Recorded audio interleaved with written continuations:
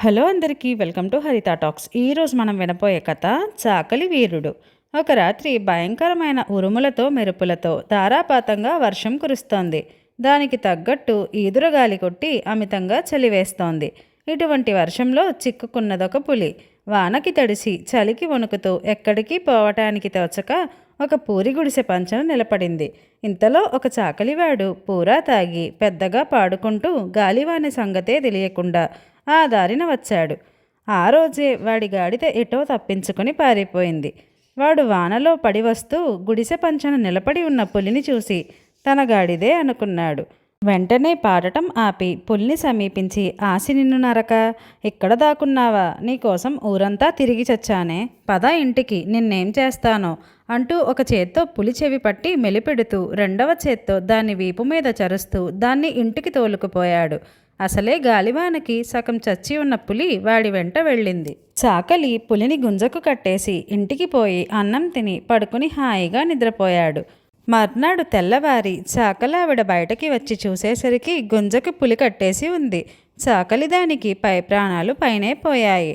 ఆవిడ గబాల్న ఇంట్లోకి దూరి తలుపు వేసి చాకలివాడితో బయట పులి ఉన్న సంగతి చెప్పింది.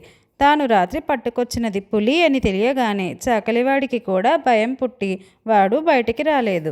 చాకలివాడు ఇంటి ముందర పులిని కట్టేశాడనే వార్త ఊరంతా పాకింది. ఊళ్ళో వాళ్లంతా వాణ్ణి పులిని చూడవచ్చారు. వాడి పరాక్రమం చుట్టుపక్కల గ్రామాలకు కూడా పాకి ఆఖరకు రాజుగారికి కూడా చేరింది. ఇంకేముంది, ఈ వింత చూడటానికి రాజుగారే సపరివారంగా బయలుదేరి వచ్చారు. చాకలివాడికి ఇనాములిచ్చారు. ఏ ఆయుధమూ లేకుండా అడవిలో ఉండే పులిని పట్టిన వాడికి ఆయుధాలిస్తే ఎంతైనా సాధ్యుడే అనుకుని చాకలివాణ్ణి రాజుగారు తన సర్వ సైన్యాధ్యక్షుడిగా నియమించారు.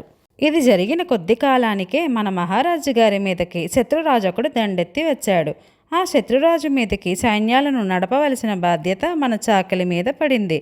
రాజుగారు వాడికి మంచి గుర్రాన్ని ఇచ్చారు. కానీ మన చాకలి ఎన్నడూ గుర్రం ఎక్కిన పాపాన పోయినాడు కాదు. అటువంటి వాడు శత్రు సైన్యాల మీదికి సైన్యాలను ఎట్లా నడుపుతాడు? అందుకని రాజుగారితో చాకలి ఏమన్నాడంటే, మహారాజా, ముందుగా నేను వెళ్ళి శత్రు సైన్యాలను రహస్యంగా తనిఖీ చేసి వస్తాను. నాకు 2 రోజులు గడువిప్పించండి అన్నాడు. రాజుగారు సరేనన్నారు. చాకలి ఇంటికి వచ్చి ప్రాణం మీదికి వచ్చిందే, ఏమిటి ఉపాయం అని పెళ్ళాన్ని అడిగాడు. ముందు చాకలి కనీసం గుర్రాన్నైనా ఎక్కడం నేర్చుకోవాలిగా. ఆ పని చెయ్యమని చాకలావిడ సలహా ఇచ్చింది. పగటిపూట అయితే ఎవరైనా చూస్తారని పొద్దుగూకిన తరువాత చాకలివాడు ఎంతో కష్టపడి గుర్రం మీద ఎక్కి కూర్చున్నాడు. కానీ ముఖం వెనక్కి తిప్పి కూర్చున్నాడు. ఇట్లా కూర్చోవటానికే ఎంతో ప్రయాస అయ్యింది. అందుచేతవాడు మళ్ళీ ప్రయత్నించక, గుర్రం పరిగెత్తితే నేను పడిపోతానేమో, నన్ను గుర్రానికేసి గట్టిగా కట్టు అన్నాడు. సరేనని వాడి పెళ్ళం వాడిని గుర్రానికేసి గట్టిగా కట్టేసింది. గుర్రం పరిగెత్తనారంభించింది. అసలే అది ఉత్తమ జాతి గుర్రం. ఎన్ని యుద్ధాలకో పోయి వచ్చింది. బయలుదేరితే బాణంలాగా పోవటం దానికి అలవాటు. అదీ కాక దానికి సైన్యాల మీదకి పరిగెత్తటం తెలుసు. అందుచేత అది చాకలివాణ్ణి వేసుకుని శత్రు సైన్యాల మీదకి వాయువేగ మనోవేగాలతో పరిగెత్తసాగింది. ముఖం వెనక్కి తిప్పి ఉండటం వల్ల చాకలివాడికి చాలాసేపు తను ఏ దిక్కుగా పోతున్నది తెలియలేదు. కానీ దూరాన్న గుర్రాల సకిలింపులు, జనాల కలకలము వినపడి వాడు వెనక్కి తిరిగి గుర్రం పోతున్న దిక్కుకేసి చూసేసరికి శత్రు సైన్యాల డేరాలు, వందలాదిగా సైనికులు కనపడ్డారు. వెంటనే మన చాకలికి పై ప్రాణాలు పైనే పోయాయి.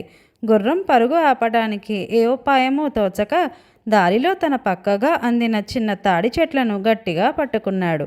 అట్లాగూ ఆ గుర్రం ఆగలేదు. తాడి చెట్లు పెళ్ళగిల్లి చాకలి చేతిలోకి వచ్చాయి. గుర్రం పోతూనే ఉంది.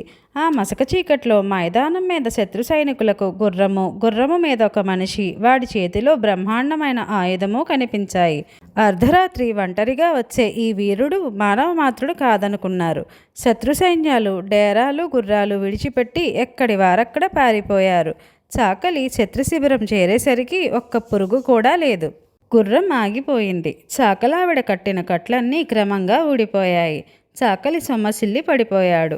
మర్నాడు ఉదయం చాకలి రాజు దగ్గరికి వెళ్ళి, మహాప్రభో, శత్రువులు పిరికి వెదవలు, నా ఒక్కడి దెబ్బకే తట్టుకోలేక కాలికి బుద్ధి చెప్పారు. మన సైన్యాలను కూర్చవలసిన అవసరమే లేదు అని విన్నవించాడు.